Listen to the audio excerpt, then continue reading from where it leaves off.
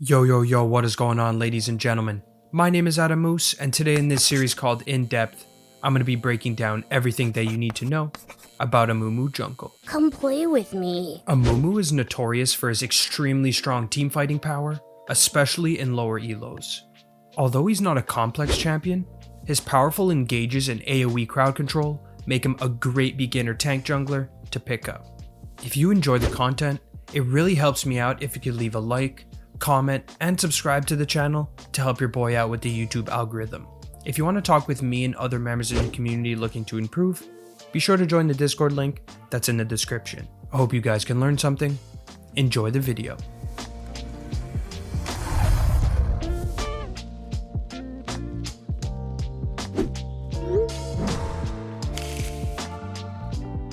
Amumu's passive is called Cursed Touch. Passively, Amumu's basic attacks and ultimate mark enemies with curse for 3 seconds, refreshing on subsequent applications and with your W Despair. Cursed targets receive 10% bonus true damage from all incoming magic damage. This is a simple passive that lets Amumu and magic damage dealing allies burn through their targets with ease. Amumu's Q is called Bandage Toss. Passively, Amumu periodically stocks up a bandage charge up to a maximum of 2.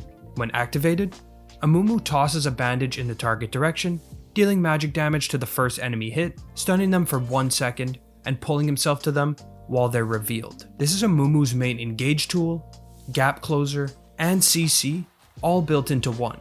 It's also a skill shot, meaning that learning how to consistently land it will be one of the most important things that you can do to have success on the champ. An important combo to learn is Q Flash, which if done correctly, will very quickly save you that slight delay on your Q, catching enemies off guard.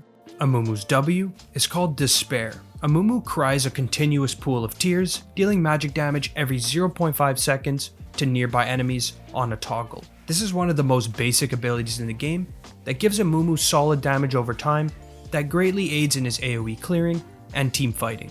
Keep in mind that this ability drains your mana quickly when you're not in the jungle, so be sure to use it wisely.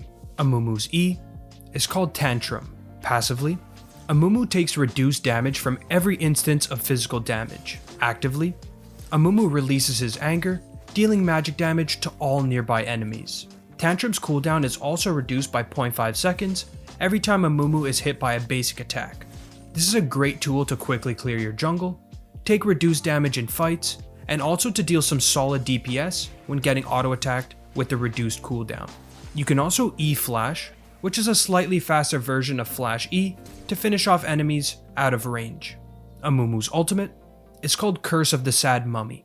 Amumu entangles surrounding enemies in a large area, all with bandages, dealing magic damage as well as knocking them down and stunning them for 1.5 seconds. This is by far Amumu's most impactful ability, which is mainly used as a massive disruptor for team fights. Along with your Q and E, you can also R Flash, which is probably the most important one of all. This will let you channel the cast time before flashing to get an instantaneous AoE stun off on the entire enemy team. For ability maxing, Amumu maxes E first, Q second, and W third in pretty much all games. When early clearing, W start, E second, and Q at level 3 will be your standard skill order. Now let's jump right into Amumu's best rune setups for Season 12. To start off, Amumu actually has a decent amount of option. For Keystones, Aftershock, Predator, and Conqueror are going to be by far your most consistent options, but for different reasons. Aftershock is the go-to tank rune, which is used if you're the primary engage for your team and need to be able to soak damage. Predator is a playmaking rune, used if you want to play a gank-heavy playstyle, and Conqueror provides strong dueling power and sustain against tankier teams. For the Aftershock and Resolve tree, Font of Life, either Bone Plating or Conditioning, and Overgrowth or Inflinching are going to be your best choices. For Predator and Domination, Cheap Shot, Eyeball Collection, and either Ravenous, Ingenious, or Ultimate Hunter are going to be your standard picks. Lastly, for Conquer and Precision, Triumph, Legend Alacrity for DPS, or Tenacity against CC, and Last Stand to close things out. Now for secondaries, the most common options are either Domination with Cheap Shot and Ravenous or Ultimate Hunter, or Precision with Triumph and Legend Tenacity into very heavy CC teams. For rune shards, Attack speed, adaptive force, and either armor or magic resist depending on your jungle matchup are the standard choices. If against full AD, you can also run attack speed and double armor for that extra tankiness. Now that we've got Amumu's runes down, let's discuss item builds. To start, Red Smite is a great choice for dueling, while Blue Smite improves your ganking and utility. In the early game, Balmy Cinder is by far your most efficient buy to not only increase clear speeds, but also for dueling power. If you have an extra 350 gold laying around, a Dark Seal can also be a good option to potentially snowball. For boots, Merc Treads or Plated Steel Caps are going to be your best choices by far. Mercs against AP and CC, while Steel Caps are strong into heavy AD, auto attack based teams.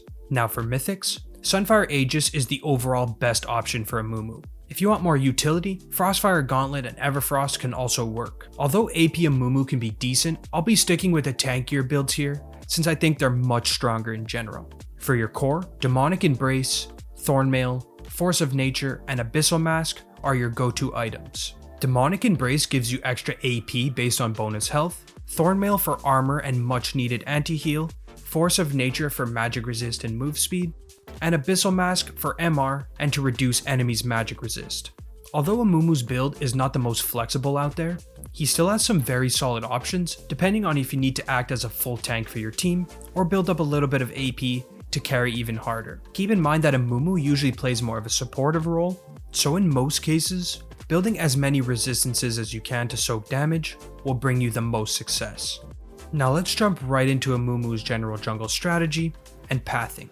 First is understanding the different uses of his Q, which will make a huge difference in how you play out different situations in a game. Since this ability is your main ganking tool, gap closer, and mobility tool, using it without thinking will ensure that you don't have success on Amumu. This can mean saving your Q for after the enemy uses their mobility spell, to bait out flash, using it out of vision, or even waiting until you're in close range before you throw it out. The reason I emphasize this so much is since the skill shot travels very slow and is easy to dodge, using these tips will give you a much higher rate of success. Next is saving at least one Q charge to travel from camp to camp while you're farming. This is self-explanatory, but will help a ton with your efficiency. The last tip is how you make use of your crowd control in fights. All this means is spreading out the CC from your ult and Qs so that you stun lock enemies for as long as possible. This also goes for when your allies have CC, since you can stun enemies for even longer if you save your spells accordingly. Now for actual jungle clears, Amumu does not have the strongest early game, so his options are slightly limited. First off, and by far most consistent, is the full clear route. This involves clearing all your camps towards your desired side of the map, hitting level 4, and then contesting Scuttle. Just be wary of fighting dueling junglers such as Xin Zhao or Olaf, as you will not win those fights 1v1. If you want a more aggressive gank path, when some good opportunities come up, a 3 camp clear into gank is also a viable option, just a bit more risky. This usually involves fully clearing one side of the map into a gank, by clearing red-blue Gromp into a gank, or by clearing red Raptors Gromp into a gank. The in-between for both these routes is the 4 or 5 camp clear, which can be used to farm slightly more than the 3 camp and look for plays before the Scuttle spawns. Amumu wants to farm up safely and scale into the mid game where he really shines, so don't feel too pressured early on to make things happen. If you can reach level 6 either even or ahead in levels to the enemy jungler, you're already in a great spot. Amumu's biggest weakness is definitely that his kit is a bit clunky and can be predictable in higher elos. Since his only gap closer and mobility is built into his Q, which is a slow moving skill shot, better players will predict your moves and outplay you accordingly. This is why Amumu has a very high win rate in lower elos and starts dropping off in the higher ranks. To build onto this, Amumu has very low mobility, which in my opinion is actually his biggest flaw. This means playing against very mobile carries who can put out a lot of damage will make your life very difficult. Speaking of champs Amumu struggles into, bruisers with strong dueling power and heavy sustain such as Olaf, Nocturne, Trundle, and Warwick all give Amumu a very hard time. These are all difficult matchups since they could out-sustain your damage and win any extended fight without backup from your team.